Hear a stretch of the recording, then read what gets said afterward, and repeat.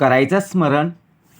गुरुर्ब्रह्मा गुरुर्विष्णू गुरुर्देहो महेश्वरः श्री सद्गुरु साक्षात परब्रह्म तस्मै श्री श्री सद्गुरुवे नमः. जय जय रघुवीर समर्थ. जय जय रघुवीर समर्थ. श्रीमत श्री दासबोध दशक 16वा तत्वान्वयाचा समास 8वा आत्माराम निरूपन्नाम श्रीराम समर्थ. नमो गणपती मंगळमूर्ती जयाचेनी मती स्फूर्ती लोक भजती स्तवन करीती आत्मयांचे. जय जय रघुवीर समर्थ. जय सद्गुरू. श्री समर्थ कृपेने उत्तमाची सुरुवात झालेली आहे. कार्याला सुरुवात होताच समर्थांनी प्रार्थना आपल्याकडून बघा प्रत्यक्षपणे गुरुर्ब्रह्मा गुरुर्विष्णू गुरुर्देहो महेश्वरा तिघांच्या पलीकडे असणारा जो श्री सद्गुरू साक्षात परब्रह्माचं स्तवन करून घेतलेलं आहे. साक्षात कार्याला बघा प्रत्यक्षात सद्गुरू आहे. ज्याप्रमाणे जय घोषणा झाली त्याप्रमाणे आपला देह इकडे तिकडे जो भरकटलेला होता तो स्तब्ध झाला. आणि समर्थ म्हणाले मनाला तयारी बघा प्रत्यक्षपणे मनाची तयारी आपल्याला करता आली पाहिजे. आपण जसं गावाला जायचं आहे या उद्देशाने बघा बॅग भरतो की नाही, तयारी करतो की नाही, मग तसंच आपला देह आपल्या आयुष्यात बघा उत्तमाचं कार्य होण्यासाठी ज्याप्रमाणे आपल्या आयुष्याची खरी सुरुवात ज्या नवीन आयुष्य कसं प्राप्त होईल या उद्देशाने आपण करत असतो. म्हणून मत लोकांचं खूप ऐकलं परंतु काही तथ्य किंवा काही उत्तर आपल्याला प्राप्त झालेलं नाही. मग ज्याप्रमाणे आपण मी दासानुदास असं आपण म्हणत असतो परंतु दास घडला पाहिजे, दास होता आलं पाहिजे. परंतु आपण दास होतच नाही. मी देवाचा आणि देव माझा ही एकरूप भावना आपल्यामध्ये असली पाहिजे, एकरूपता असली पाहिजे. त्यासाठी लोकांच्या मतांशी जर तू एकरूप झालास तर तू परमेश्वराच्या चरणी एकरूप होऊ शकतच नाही. कारण का? कारण तू लोकांच्या मतांमध्ये आहेस. तू तुझा देह जर श्रीमताच्या बघा प्रत्यक्षात भाग कसा दिलेला आहे. श्रीमत जर तू श्रीमताच्या बघा प्रत्यक्षात ज्या मतांमध्ये म्हणजेच भगवंताच्या चरणाशी एकरूप असेल तर तुझा हा नरदेह प्रत्यक्ष मोक्षप्राप्ती मिळाल्याशिवाय राहणार नाही. कारण दास घडला पाहिजे ना. आपण प्रत्येक वेळेला श्रवण करत असतो. श्रवण करत असताना या कानाने ऐकतो त्या कानाने सोडून देतो. एक समास त्या समासाचं समर्थाने विवरण निरूपण श्रवण आपल्याला प्राप्त करून दिलेलं आहे. हाच समास परत येण्यासाठी 3.5 पावणे 4 वर्ष लागतात. समर्थाने सुंदर भाग दिलेला आहे. 200 समास आहेत. 20 दशक 200 समास. त्यातला दशक 16वा तत्वान्वयाचा दाखवला आणि समास 8वायला सांगितले. आपण विस्मरणामध्येच आहोत. स्मरण कोणाचं असावं? समर्थ म्हणाले आत्माराम निरूपन्न. करूया श्रवण. श्रीराम समर्थ. नमो गणपती मंगळमूर्ती जयाचेनी मती स्फूर्ती लोक भजती स्तवन करीती आत्मयांचे. कार्याला सुरुवात झालेलीच आहे. नमो गणपती मंगळ मूर्ती. आता मंगल मूर्ती जो गणपती बाप्पा, त्याला वंदन करता आलं पाहिजे, स्मरण करता आलं पाहिजे आपल्याला. त्या श्री गणेशाचं बघा प्रत्यक्षात ज्यावेळी आपण स्मरण करू त्यावेळी न होणारं कामसुद्धा, ज्या कार्यामध्ये अडथळे, ज्या कार्यामध्ये बघा विघ्न आहेत, ते सुद्धा विघ्न दूर झाल्याशिवाय राहणार नाही. कारण त्याच्यामुळे बघा त्या बुद्धीमध्ये स्फूर्ती उत्पन्न होते आणि लोक आत्माराम याचे स्तवन आणि भजन करत असतात. आपण देवाची उपासना का करत असतो? आपण पाहिलं का हो? आपण काय विचार करतो, अरे हा देह कधी उपासना करत नाही, हा नरदेह कधी बघा भजनाला जात नाही, कीर्तनाला जात नाही, देवाची पूजा करत नाही, कधी मंदिरामध्ये गेलेला पाहिला नाही. मग याची सर्व कामं कशी होतात? समर्थ म्हणाले, पहावे आपणासी आपण. आपला जो नरदेह आहे ना, हा प्रत्येकाचा विचार करत असतो. परंतु ज्यावेळी तू मंदिरात आलेला आहेस, त्या मंदिरामध्ये असणारी जी मूर्ती आहे ना, त्या मूर्तीशी समर्थ म्हणाले एकरूप होता आलं पाहिजे. आपण मंदिरात गेलो तरी इकडे तिकडे पाहतोय, कोण आलंय, कोण गेलंय. मग समर्थ म्हणाले, आपण एकरूप झालोत का? नाहीये. कशाला जातोस दूर, इथेच आहे पंढरपूर. जरी प्रत्यक्षात आपण बसल्या जागी निवेदन ठेवलं, समर्थ म्हणाले, तरी ते पूर्ण होतं. हा विश्वास आपल्यामध्ये असणं गरजेचं आहे. कारण पुढच्या आठवड्यात बघा गणपती आहेत, जानेवारी महिन्यातले ना, मायेचं गणपती ना. समर्थ म्हणाले, उत्तम प्रकारे भाग आहे. आणि आजची पहिलीच ओवी नमो गणपती मंगळ मूर्ती, त्याच्याशिवाय बघा कार्य होऊच शकत नाही. का समर्थांनी उत्तमाचा आपल्याला समास दुसरा प्राप्त करून दिलेला आहे? गणेश स्तवन. ओम नमोजी गणनायका, सर्व सिद्धी फळदायका, अज्ञान भ्रांती छेदका, बोधरूपा. आपल्यामध्ये असणारं अज्ञान बाजूला सारण्याचं कार्य गणपती बाप्पा करत असतो. मग ज्या प्रकारे आपल्यामध्ये स्फूर्ती येते बघा, प्रत्यक्षात आपल्या कार्यामध्ये मंगल पावित्र्य हा दिवस पाहायला मिळत असतो, त्याच्याच कृपा दृष्टीने ना. म्हणून समर्थ म्हणाले, नमो वैखरी वागेश्वरी, अभ्यंतरी प्रकाशकरी, नाना भरोवरी विवरी, नाना विद्या. नंतर वाणीरूपी वागीश्वरीला नमन करूया. तिच्या कृपेनेच अंतरात प्रकाश पडतो आणि तिच्यामुळे नाना विद्या नाना प्रकारे विवरण करून स्पष्ट केले जातात. आपल्याला सुद्धा स्मरण करता आलं पाहिजे. आपल्या अंतरीचा अंतरात्मा आहे. प्रत्येक बघा मनुष्यामध्ये प्रत्येक देहाच्या अंतरी अनेक प्रकारच्या विद्या आहेत, कला आहेत. आता प्रत्येकालाच क्रिकेट पसंत आहे का? नाही आहे. प्रत्येकालाच ड्रॉइंग म्हणजे चित्र काढणे पसंत आहे का? नाही. कोणाला लिहायला आवडतं, कोणाला वाचायला आवडतं, कोणाला खायला आवडतं. प्रत्येकाची विद्या आहे, प्रत्येकाची कला आहे. परंतु जी कला आहे ती कला बघा प्रत्यक्षात आपल्याला सादर करता आली पाहिजे, ती लोकांपर्यंत पोहोचली गेली पाहिजे. म्हणून नाना भरोवरी विवरी नाना विद्या, अनेक प्रकारची विद्या आहेत.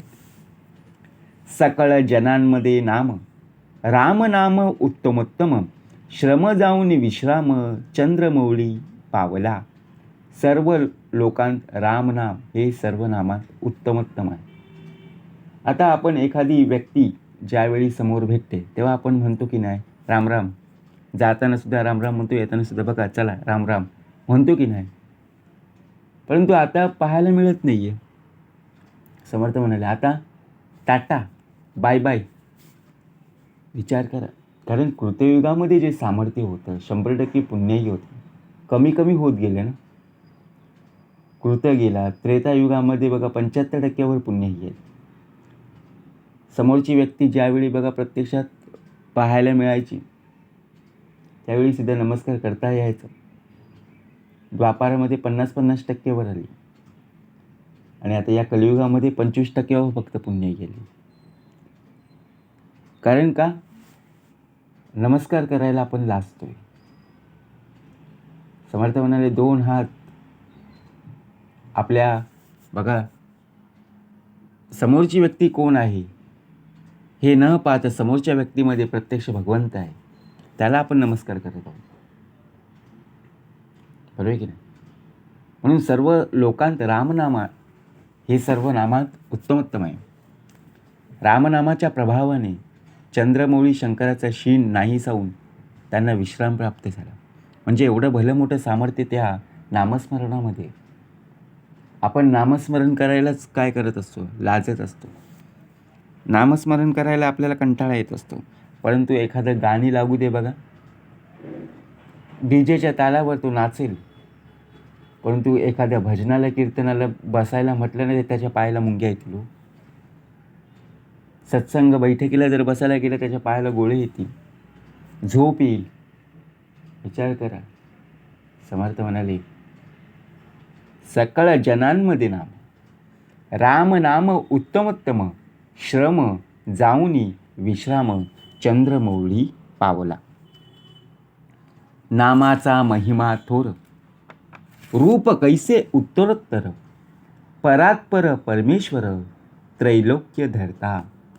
नामाचा महिमा थोर आहे.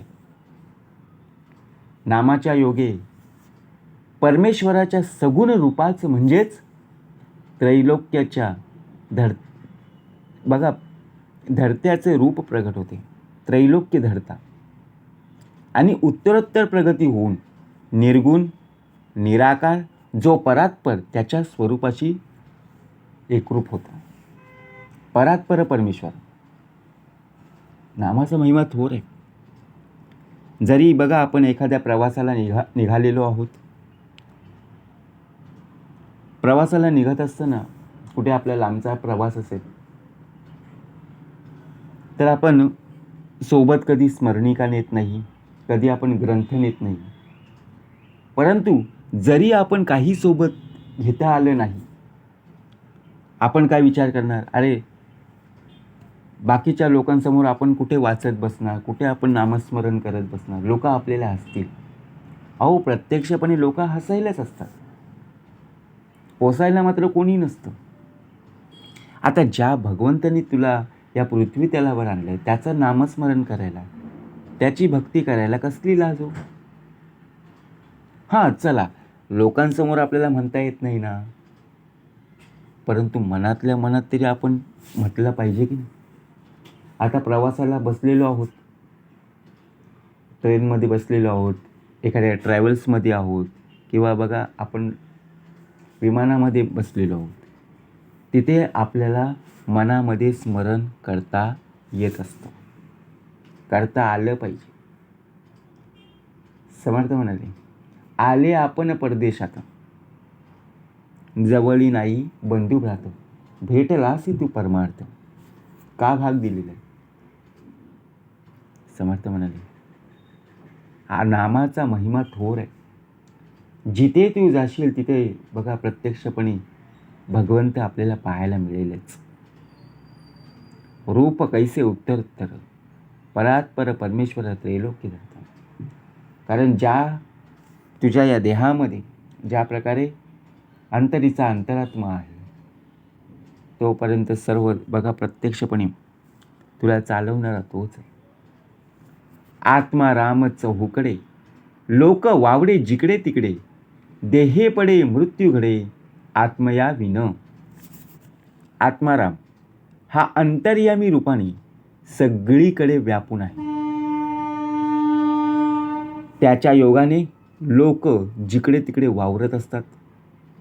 आत्मा देह सोडून गेला आत्म्याशिवाय देहाचा मृत्यू घडून येत असतो.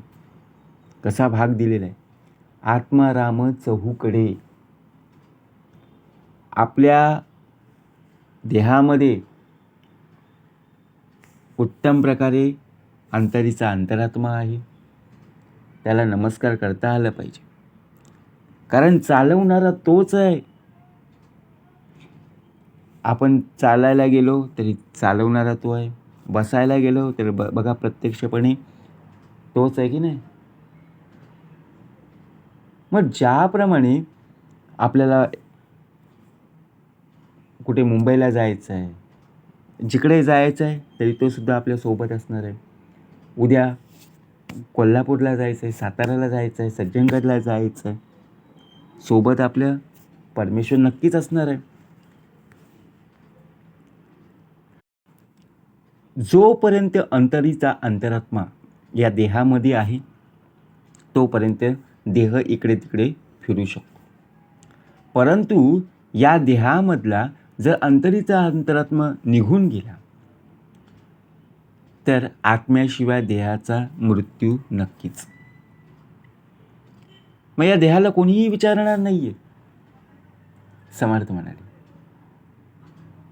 बरोबर की नाही. जीवात्मा, शिवात्मा, परमात्मा, जगदात्मा, विश्वात्मा, गुप्तात्मा, आत्मा, अंतरात्मा, सूक्ष्मात्मा, देव, दानव, मानवी. समर्थ म्हणाले. मगाशी समर्थांनी उत्तम असा भाग दिला, त्याचंच एक बोध, एक उदाहरण समर्थांनी उत्तम असं दाखवलं. आपल्या भिंतीवरती घड्याळ असतो की नाही, आपल्या हातामध्ये सुद्धा घड्याळ असतो. तो केव्हा चालतो विचार करा, ज्यावेळी आपण सेल टाकू तेव्हाच ना. जर आपण सेल टाकले नाही तर तो चालेल का हो, नाहीच चालू शकत. तसंच आहे, आपल्या अंतरीचा अंतरात्मा आहे म्हणून आपण चालत आहोत. का आपल्याला सेल लावलेत नाही, कुठे कन्यासर लावलाय नाही ना. म्हणून समर्थ म्हणाले, जीवात्मा, शिवात्मा, परमात्मा, देव, दानव व मानव आत्म्याला अनेक नावांनी ओळखत असतात. जीवात्मा, शिवात्मा, परमात्मा ही नावं आहेत. जगदात्मा, विश्वात्मा, गुप्तात्मा, आत्मा, अंतरीचा अंतरात्मा, सूक्ष्मात्मा ही त्याची नावं आहेत. अनेक प्रकारची नावं आहेत बघा. सकळ मार्ग चालती बोलती, अवतार पंगतीची गती, आत्म्याकरिता होत जाती ब्रह्मादिक. अंतरात्म्यामुळेच जगातील सर्व मार्ग चालतात, बोलतात. नाना अवतारांची मालिका त्यांच्या कार्य आत्म्यामुळेच घडून येत असते आणि ब्रह्मादिक देव आत्म्यामुळेच येतात आणि जातात. जगामध्ये अनेक रस्ते आहेत, त्या रस्त्यांमध्ये आपल्या देहाला जायचं आहे. मग जेव्हा आपल्याला जिथे जायचं तिथे आपण बरोबर जातो, बरोबर की नाही. परंतु अंतरीचा अंतरात्मा जर आपल्या देहामध्ये नसेल आणि आपल्याला सांगितलं जाऊ शकू का, नाही हो. ज्याच्या दृष्टी खालून गेले ऐसे काहीच नाही उरले. नादरूप, ज्योतिरूप, साक्षरूप, सत्तारूप, चैतन्यरूप, सस्वरूप, दृष्टारूप जाणीजे. त्या आत्म्यालाच बघा, अंतरीच्या अंतरात्म्यालाच नादरूप, ज्योतिरूप, साक्षरूप, सत्तारूप, चैतन्यरूप, सस्वरूप, दृश्यरूप म्हणून जाणत असतात. नरोत्तम, वीरोत्तम, पुरुषोत्तम, रघुत्तम, सर्वोत्तम, उत्तमोत्तम, त्रैलोक्यवासी.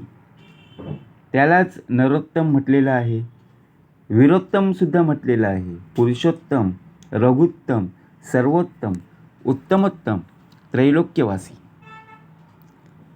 नाना खटपट आणि चटपट, नाना लटपट आणि झटपट, आत्मा नसता सर्व सपाट चहूकडे.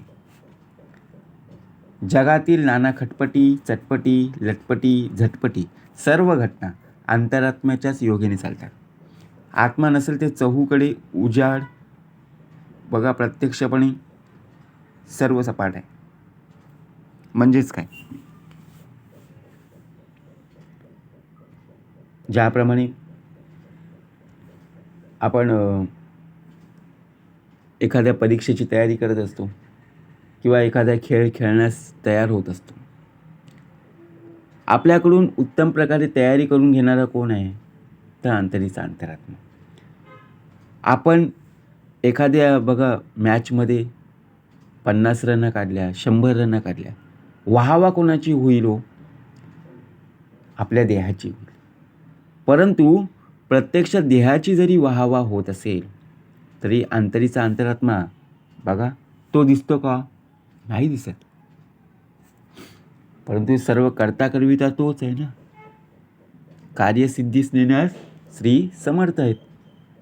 म्हणून समर्थ म्हणाले, नाना खटपट आणि चटपट, नाना लटपट आणि झटपट, आत्मा नसता सर्व सपाट चहूकडे. आत्मा जर नसेल तर सर्व सपाट आहे.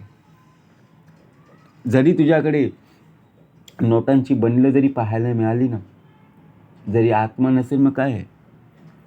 काहीच नाही ना. विचार करा. ज्याप्रमाणे आत्म्याविन वेडे कुडे, आत्म्याविन मडे बापुडे, आत्म्याविन ठडे रोकडे शरीराचे. समर्थ म्हणाले, आत्म्याविन सर्व वेडेवाकडंच होतं. शरीर हे मड होतं आणि आत्म्याशिवाय शरीराचे थंडगार शवबंत. ही अनुभवाची गोष्ट आहे. आपण अनुभव जाणलंय, पाहिलंय, डोळ्यांनी अनुभवलंय. आत्म्याविना सर्व वेडेवाकडीच होतात. आपल्या अंतरी बघा, अंतरीचा अंतरात्मा आहे म्हणून आपण इकडे तिकडे जातो की नाही. ट्रेनमध्ये प्रवास करतो, बसमध्ये जातोय. पण जर अंतरीचा अंतरात्मा निघून गेला ना, त्याची पुण्याई संपली, त्याची शिल्लक संपली की तो मड होतं. आता आपण एखाद्या बघा नातेवाईक असतील, मित्र असेल, त्यांना आपण फोन करतो. फोन केल्यानंतर बघा आपण बोलत असतो. समर्थाने उत्तमाचा भाग दिलेला आहे. आणि बोलता बोलता बघा ती व्यक्ती, आपल्याला त्या व्यक्तीचं बघा प्रत्यक्षपणे बातमी ऐकायला येते की ही व्यक्ती निघून गेली. अरे आपण विचार करतो आत्ता तर माझ्याशी बोलत होती. शेवटी काय झालं? पुण्याही संपली, शिल्लक संपली आणि अंतरीचा अंतरात्मा निघून गेला. मग त्याचं शरीर हे मड झालं, बरोबर की नाही. परंतु आत्म्याशिवाय शरीराचं थंडगार शव बनतं. अंतरीचा अंतरात्मा आहे बघा, आपला देह हा उत्तम प्रकारे गरम आहे, बरोबर की नाही. परंतु ज्यावेळी अंतरीचा अंतरात्मा निघून जाईल त्यावेळी आपलं शरीर पूर्णपणे थंड होईल. ही अनुभवाची गोष्ट आहे. समर्थ म्हणाले, आत्मज्ञानी समजे मनी, पाहे जनी आत्मया लागुनी, भुवनी अथवा त्रिभुवनी आत्म्याविन ओस. आत्मज्ञानी असतो तो हे सर्व जाणतो आणि लोकांकडे पाहताना तो त्यांच्या आत्मस्वरूपाकडेच पाहत असतो. घरात आणि त्रिभुवनात आत्म्याशिवाय सर्व ओसच आहे. आत्मज्ञानी समजे म्हणी, आत्मज्ञानी असतो तो सर्व जाणतो. आपल्याला वाटतं मला कोणी पाहत नाही, मला कोणी बघा प्रत्यक्षपणे इकडे तिकडे जर पाहायला गेलो तर नातेवाईक पाहत नाही, मित्रमंडळी पाहत नाही, परंतु आपला अंतरीचा अंतरात्मा आपल्याला बरोबर पाहत असतो. लोकांकडे पाहताना तो त्यांच्या आत्मस्वरूपाकडे पाहत असतो. आपण ज्यावेळी समोरच्या व्यक्तीकडे बघा प्रत्यक्षपणे बोलायला जातो तेव्हा समोरची व्यक्ती पाहायला मिळते. त्याच्या अंतरीचा अंतरात्मा पाहायला मिळतो का? नाही आहे. तसंच समर्थाने उत्तमाचा भाग दिले, परम सुंदर आणि चतुर, जाणे सकळ सारासार, आत्म्याविन अंधकार उभय लोकी. समर्थाने सुंदर भाग दिलेला आहे. परम सुंदर आणि चतुर, जसं आत्म्याविन अंधकार. आपल्या डोळ्याची पुण्याई आहे, आपल्या शरीरामध्ये अंतरीचा अंतरात्मा आहे. आपल्याला दिवस उजाडताच आपल्याला कळतं बाबा दिवस उजाडलेला आहे, रात्र होताच आपल्याला कळतं की बाबा अंधार झालेला आहे. परंतु ज्यावेळी अंतरीचा अंतरात्मा निघून जाईल ना, त्यावेळी संपूर्ण आपल्या समोर अंधारच पाहायला मिळेल ना. आपल्याला काहीच जाणवणार नाही आहे, काहीच कळणार नाही आहे. या उभयलोकी बघा प्रत्यक्षात भाग कसा दिलेला आहे. जाणे सकळ सारासार आत्म्याविना अंधकार उभय लोकी. सर्वांगी सिंध सावध नाना भेद नाना खेद आणि आनंद तेनेची करिता. अंतरात्मा सर्वांगाने परिपूर्ण असून सिद्ध आणि सावध असतो. त्याच्यामुळे नाना भेद, नाना वेद, नाना खेद आणि नाना प्रकारचे आनंद यांचा अनुभव येत असतो. आत्माराम अंतरीचा अंतरात्मा सर्वांगाने परिपूर्ण असून सिद्ध आणि सावध, ज्यामुळे आपल्याला अनेक प्रकारचे भेद, वेद, नाना प्रकारचे खेद, आपल्या जीवनात आनंदसुद्धा येत असतो, दुःखसुद्धा येत असतो. मग त्याचप्रमाणे समर्थांनी पुढच्या ओवीमध्ये आपल्याला बोध प्राप्त करून दिलेला आहे. रंक अथवा ब्रह्मादिक, रंक असो किंवा ब्रह्मादी देव असो, एकची चालवी अनोख. चालवणारा एकच आहे. गरीब व्यक्ती असो किंवा श्रीमंत व्यक्ती असो, राजा असो किंवा प्रजा असो, चालवणारा एकच आहे. जळी स्थळी काष्टी पाषाणी, 84 लक्ष योनी चालवणारा अंतरीचा अंतरात्मा आहे. पहावा नित्य नित्य विवेक कोणी एक. म्हणून एक अंतरात्मा सर्वांना चालवत असतो, बरोबर की नाही. युगानुयुगे एकलाची एक चालवितो तिन्ही लोक, म्हणून मनुष्याने नित्यानित्य विवेक करावा. ज्याचे घरी पद्मिनी नारी, आत्मा तोवरी आवडी धरी, आत्मा गेली या शरीरी तेज कैचे. समर्थ म्हणाले, एखाद्याची स्त्री अत्यंत सुंदर जरी असली तरी तिच्यात आत्मा तोच असतो. बघा प्रत्यक्षपणे आत्मा असतो, तोवर मनुष्य देह तिच्यावर प्रेम करतो. तिच्या शरीरातून आत्मा निघून गेला तर तिथं तेज कसे राहील. एखादी व्यक्ती बघा, मनुष्य देह म्हटलं की पुरुष आणि स्त्री आलीच. पुरुषांचं सुंदरपणा, स्त्रियांचं सुंदरपणा केव्हा, जोपर्यंत अंतरीचा अंतरात्मा आहे तोपर्यंत, बरोबर की नाही. परंतु त्या व्यक्तीवर आपण प्रेम करत असतो, परंतु कुठपर्यंत, जोपर्यंत शरीरातून आत्मा निघून जात नाही तोपर्यंत. एकदा शरीरातून आत्मा निघून गेला की तिथे तेज कसं राहील हो. म्हणून समर्थ म्हणाले, रंक अथवा ब्रह्मादिक, एकची चालवी अनेक, पहावा नित्य नित्य विवेक कोणी एक. ज्याचे घरी पद्मिनी नारी, आत्मा तोवरी आवडी धरी, आत्मा तोवरी आवडी धरी, आत्मा गेली शरीरी तेज कैचे. समजलं ना. आत्मा दिसेना ना भासेना. दिसतो का हो आत्मा? कधी भास झालाय आपल्या शरीरामध्ये आहे म्हणून? नाही ना. बाह्यकार्य अनुमाने ना आत्मा दिसत नाहीये अथवा भासतही नाहीये. बहिर्मुख वृत्तीने त्याचं अनुमान सुद्धा आपल्याला करता येत नाहीये. नाना मनाच्या कल्पना आत्मयाचेनी. मनात येणाऱ्या नाना कल्पनाही या आत्म्यामुळेच येत असतात. आत्मा शरीरी वास्तव्य करी, अवघे ब्रह्मांड विवधी भरी, वासना भावना परोपरी, किती म्हणून सांगाव्या. समर्थ म्हणाले, आत्मा शरीरी वास्तव्य करी. आत्मा आपल्या शरीरात वास्तव्य करतो, बरोबर की नाही. परंतु तेथे तो साऱ्या ब्रह्मांडाचा विचार करत असतो. जे पिंडी ते ब्रह्मांडी, ब्रह्मांड भरूनही राहत असतो. त्यामुळे त्याचप्रमाणे अनेक बघा प्रत्यक्ष मनात अनेक प्रकारच्या वासना भावना उत्पन्न होतात. तर किती म्हणून सांगाव्या,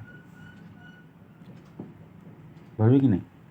वासना येते, भावना उत्पन्न होतात. मनाच्या अनंत वृत्ती, अनंत कल्पना धरिती, अनंत प्राणी सांगो किती, अंतर त्यांचे. समर्थ म्हणेल, मनाच्या अनंत वृत्ती. मन हा इंद्रियाचा राजा आहे हो. मनाला ताब्यात ठेवायचं आहे. मग मनाच्या अनंत वृत्ती, मनात अनंत कल्पना उत्पन्न होतात. कधी असं झालं का मन शांत राहिलं आहे, कुठल्याही गोष्टीचा विचार करत नाही आहे. अहो आपण बसल्या जागी बघा विचार करतो. आपल्याला कोणी बघा असं स्पर्श जरी केलं ना आपण दचकतो.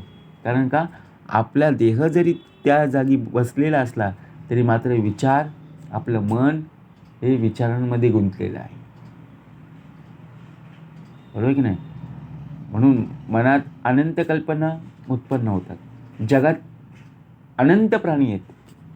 त्यांचे अंतरंग कसे करता येईल? अनंत प्राणी सांगो किती, अंतर त्यांचे ज्याच्या वंशी जावे तेव्हा त्यालाच कळेल. कारण प्रत्यक्ष जर अंतरात्मा पाहायला गेलं ना तर जळी स्थळी काष्टी पाषाणी. अनंत राजकारणी धरणे, कुबुद्धी सुबुद्धी विवरणे, कळवणे देणे चुकावणे प्राणी मात्रांसी. समर्थ म्हणाले मनुष्य देह अनंत राजकारणी करायचं बघा, प्रत्यक्षपणे करत असतो, धरतो सोडतो, मात्र कुबुद्धी आणि सुबुद्धी यांचं विवरण करतो. आपल्या अंतरंग कुणास कळू देत नाही आणि आपल्या अंतरंग कुणास कळू देतो. म्हणजेच काय, कोणास तो चुकवतो. याप्रमाणे प्राणी मात्र अंतरात्म्याच्या साहाय्याने अनेक गोष्टी करत असतो. आपले गुण इतर लोकांना सांगतो, आपले दोष बघा कोणाला कळू देत नाहीये. मग त्यावरून आपण ओळखायचं की अनंत राजकारणी धरणे, कुबुद्धी सुबुद्धी विवर, कळवणे देणे चुकावणे प्राणी मात्रांसी. एकास एक जपती एकास एक खपती लपती, शत्रुपणाची स्थिती गती चहूकडे. समर्थ म्हणाले कुणी कुणाला जपत असतं तर कुणी कुणाला मारायला टपलेलं असतं. सांगावं लागत नाही. कुणी कुणाला खपवतं तर कुणी कुणाला लपून ठेवतं. अशा प्रकारची शत्रुत्वाची भावना चहूकडे पाहायला मिळत असते. मग आपण विचार करायचा आहे की अशा प्रकारची स्थिती का पाहायला मिळत असते. एकास एकती जपती टपती, एकास एक खपती लपती, बहुपणाची स्थितीगती, शत्रुपणाची स्थितीगती चहूकडे. पृथ्वीमध्ये रोघरी एकास एक सिंतरी, कित्येक भक्त परोपरी परोपकार करीती. समर्थ म्हणाले या पृथ्वी तलावर कुणी कुणाला फसवीत असतो. सांगायला लागत नाही मी तुला फसवणार आहे असं कुणी सांगतं का? नाही. सहजपणे बोलता बोलता आपण एकमेकांना फसवतो. तर कित्येक जण बघा असे असतात की अनेक प्रकारे परोपकार करीत असतात. एक आत्मा अनंत भेद, देह परत्वे घेती स्वाद, आत्मा ठाईचा अभेद भेदही धरी. समर्थ म्हणाले एकच आत्मा असून देह परत्वे नाना भेद उत्पन्न होत असतात आणि निरनिराळ्या प्रकारचे फलभोग भोगावे लागतात. आत्मा खरं आहे ते आपापल्या बघा परीने अभेदच आहेत, पण ती भेद करतो असं आपल्याला वाटत असतं. पुरुषास स्त्री पाहिजे, स्त्रीस पुरुष पाहिजे, नवरीस नवरी पाहिजे, हे तो घडेना. समर्थ म्हणाला पुरुषास स्त्री पाहिजे. ज्याप्रमाणे पुरुषाला स्त्री पाहिजे असते आणि स्त्रीला पुरुष हवा असतो, तसंच आपण जर पाहायला गेलो एखाद्या निसर्गरम्य ठिकाणी ज्यावेळी आपण जातो, का जात असतो? कारण मन लागत नाही. बरोबर की नाही? कारण टेन्शन असतं, चिंता असते. ती चिंता कुठेतरी कमी व्हावी, टेन्शन कुठेतरी बघा आपलं कमी व्हावं यासाठी आपण कुठे जात असतो. मग पुरुषांचं जीव स्त्रियांच्या जीवी, ऐसी नाही उठा टेवी, विषय सुखाची गोवी, तेथ भेद आहे. पण पुरुषांचा जो जीव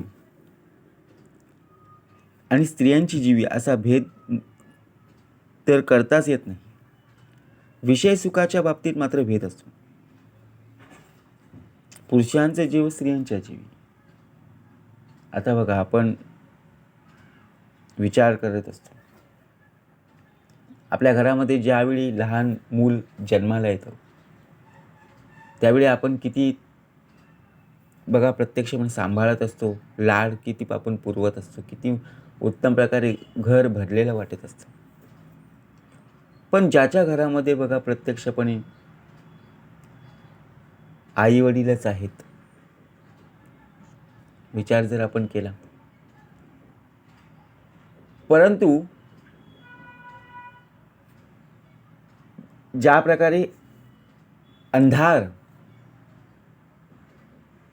का पसरलेला पाहायला मिळत आहे, कारण ज्या आईवडिलांचा मुलगा किंवा ज्या आईवडिलांची मुलगी विषय वासनेमध्ये अडकली होती आणि त्या विषय वासनेमुळे प्रत्यक्ष ती व्यक्ती निघून गेली, शेवटी आई वडील एकटेच राहिले. लाईट गेल्याने कसा अंधार होतो, तसं त्यांच्या जीवनामध्ये पूर्णपणे अंधकार पसरलेला पाहायला मिळाला. म्हणजे आयसी नाही उठा ठेवी, विषय सुखाची गोवी तेथे भेद आहे. विषय गोड हे लागले मला, समर्थ म्हणाले, यामुळे असे घात आपुला. ज्या प्राण्याचं जो आहार तेथेची होती तत्पर, पशुचे आहारी नर अनादरे वर्तती. समर्थ म्हणाले, प्रत्येक मनुष्य देहाला, प्रत्येक प्राण्याला, प्रत्येक पक्षाला, प्रत्येक जीवजंतूला आहार आहेच. असं नाही आहे की बाबा या प्राण्याला जेवण नाही आहे, या बघा प्रत्यक्षपणे कीटकाला, या जीवजंतूला आहार नाही आहे, असं नाही आहे. प्रत्येकाला वाटून दिलेलं आहे. परंतु पाणी हे सर्वांसाठी जीवन आहे, आवश्यकच आहे. ज्या प्राण्याचा जो आहार आपल्याला जर कोणी सांगितलं, तू आजपासून जेवण जेवू नको, अन्नपदार्थ खाऊ नकोस, तू फक्त गवत खा, आपण खाऊ शकतो का? नाही. ज्या प्राण्यास जो आहार दिलेला आहे तेच खाणं उपयुक्त आहे, बरोबर की नाही? उदाहरण समर्थाने उत्तमाचं दिलेलं. आपल्या 4 व्हीलरमध्ये, 2 व्हीलरमध्ये बघा, जिथे आपल्याला पेट्रोल टाकायचं आहे तिथे आपण पेट्रोलच टाकणार ना. पाणी टाकून आपली गाडी चालणार आहे का? नाही आहे, बरोबर की नाही? जिथे CNG भरायची तिथे डिझेल भरून चालेल का? नाही आहे, तिथे CNGच भरली पाहिजे. मग तसंच आहे, आपल्याला जे अन्नपदार्थ प्राप्त करून दिलेला आहे, जो आपला आहार आहे, तो आपण घेतला पाहिजे. त्यातूनच आपलं बघा सात्विक, जे आपल्या शरीराला पोषक असं घटक आपल्याला प्राप्त होतील, बरोबर की नाही? म्हणून समर्थांनी उत्तमाचा भाग दिलेला. ज्या प्राण्याचा जो आहार तेथेची होती तत्पर, पशुची आहारी नर अनादरे वर्तती. आहार भेद देहभेद, गुप्त प्रगट उदंड भेद, तैसेची जाणावा आनंद वेगळाला. समर्थ म्हणाले, आहारभेद आणि देहभेद, अनेक प्रकारचे भेद आपल्याला पाहायला मिळतात. गुप्त प्रगट उदंड भेद, तैसेची जाणावा आनंद वेगळा. मग आनंद केव्हा आपल्याला प्राप्त होईल? ज्यावेळी जसं बघा आपल्याला हवं असतं त्याप्रमाणे ज्यावेळी आपल्याला मिळतं. आपल्याला श्रीखंडाची चव लागली आणि श्रीखंड बघा, आपण आपल्या घरी कोणी पाहुणे आले आणि आपण श्रीखंड आणला तर बघा किती आनंद होतो, बरोबर की नाही? आणि ज्यावेळी बघा एखादी गोष्ट जर मनासारखी घडली नाही किंवा एखादी वस्तू आपल्याला मिळाली नाही, तर शेवटी बघा तो आनंदसुद्धा निघून जात असतो. म्हणून समर्थ म्हणाले, सिंधू भूगर्भीचे निरे, त्या निरामधील शरीरे, आवरणोदकाची जलचरे अत्यंत मोठी. समुद्रातलं पाणी किंवा जमिनीतलं पाणी, या पाण्यामध्येही प्राणी पाहायला मिळत असतात.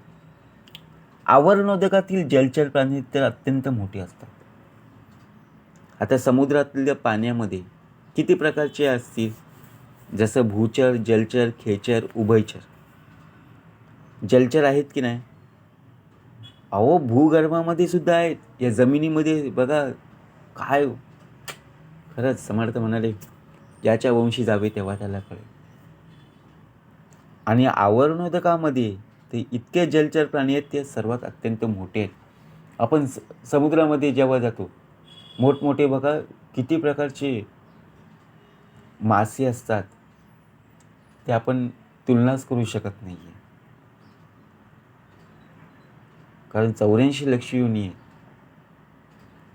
सूक्ष्म दृष्टी आणि तामना, शरीराचा अंत लागेना, मार तो अंतरात्मा अनुमाना कैसा येतो. समर्थ म्हणाले, सूक्ष्म दृष्टीने जर मनाशी विचार केला ना, तर आपल्या स्वतःच्या शरीराचाही अंत आपल्याला लागत नाही. मग अत्यंत सूक्ष्म असा जो अंतरात्मा आहे, त्याचं अनुमान कसं करता येईल?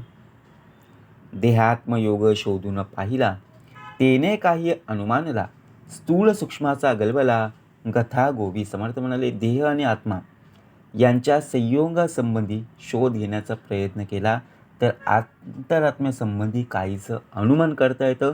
पण देह स्थूल आणि आत्मा सूक्ष्म यामुळे जर स्थूल सूक्ष्माच्या गुंतागुंतीमध्ये जर राहिला तर मोठा गोंधळ नक्कीच होणार.